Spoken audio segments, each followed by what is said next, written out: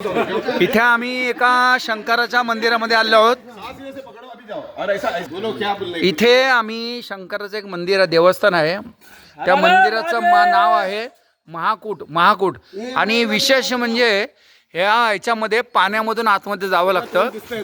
तर इथून खाली पाण्याच्या आतमध्ये जावं लागतं आणि इथून आतमध्ये शिवलिंग आहे। आता इथून दीपक स्वामी बघा पाण्यात जातील।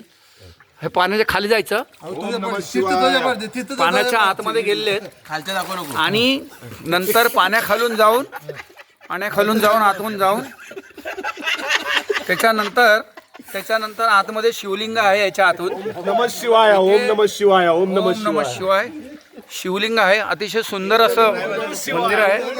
पाण्यामध्ये यायचं, ओम नमः शिवाय आतमध्ये आहे। हे आमच्या आता चंडेस्वामी आतमध्ये गेलेले आहेत।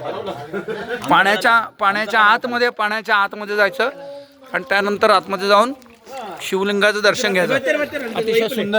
अतिशय सुंदर असं पकडा ना, नाही थांबा, सुंदर असं मंदिर आहे। हे शिवलिंग महाकूट शंकराचं मंदिर देवस्थान आहे। पाण्याच्या खाली जायचं, पाण्याच्या खालून असं आतून दगडाच्या खालून असं जायचं, आतमध्ये शिवलिंगाला स्पर्श करायचा आणि मग बाहेर यायचं। खूप सुंदर मंदिर आहे, खूप छान वाटलं आम्हाला मंदिरामध्ये येऊन। सगळे स्वामी लोक आतमध्ये चाललेले आहेत, छान वाटतं खूप।